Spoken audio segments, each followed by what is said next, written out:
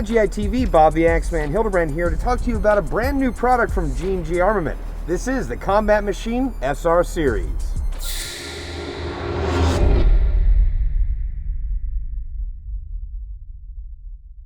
Now first and foremost, I'm sure as a lot of you noticed that their CM16 SR Series is going to come stock with a keymod rail system set up on it. It's going to come in 3 different variations. This is the SRS, which means it's going to come with a 7-inch rail setup. There's also a 9-inch and a 12-inch rail setup with the keymod rail.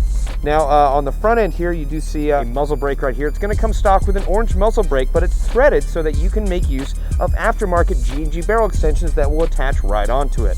You also have a front and rear iron sights that are flip up, which is a really nice handy feature. We also have a monolithic upper rail setup so you can attach a wide variety of optics. Now, you'll notice that the receiver is pretty aggressive. This is stylized to look like a lot more of the innovative billet receivers that you would see on the real firearms market, and it does give it, like I mentioned, a very aggressive look. Now, in addition, we do have ambidextrous magazine release, a magazine release essentially on the right and the left side of the gun. You also do have an enhanced charging handle right here, which is how you're going to access the hop-up. Now, in addition to that, you do also have a very ergonomic pistol grip. This is very comfortable on a Combat Machine Series airsoft gun from G&G, and you also have a sling mounting point here on the left side of the rear of the receiver. Also stock with this gun, you are going to get a G&G high-capacity magazine that has very comfortable textured gripping material on the magazine itself, and that is definitely a plus. In addition, they've included an enhanced trigger guard as well as G&G's brand new GOS V3 retractable stock.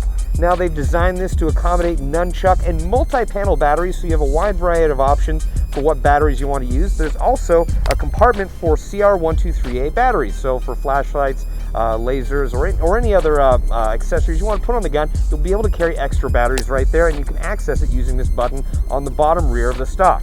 There's also a friction lock included on this stock, so once you set up that friction lock, the stock is not going to go anywhere. Now, as far as internals go, the internals are going to be the exact same as you would expect on a normal combat machine. So, for example, you're going to get steel torque gears that are heat-treated, 8mm bushings, a polycarbonate piston, and a polycarbonate piston head, in addition to having the second-to-last tooth removed on the piston itself. Now, in addition to that, you're going to get a hop-up stabilizer included in the gun, as well as G&G's electronic trigger unit. And that's great because it's a really easy way to switch this gun from, semi and full auto to semi and 3-round bursts without any complicated programming situations. So essentially how you're going to do that is you're going to hold the gun on semi for 10 to 12 seconds, and that should switch the gun over to 3-round burst. Now, in addition, you are going to get a Mosfet that is going to be in the buffer tube, and the electronic trigger unit will only work with the G&G Mosfet. Now, the 7-inch variant of this series is going to cost around $215. The 9-inch variant will cost around $230, and the 12-inch variant of the SR series will cost around $245. So make sure to stay tuned for the G&G Combat Machine SR series coming soon to AirsoftGI.com. Once again, I'm Bob the Axeman Hildebrand, and this is GITV. All right, right off the bat, I'm sure a lot of you watching this can already tell that this is a very unique looking gun.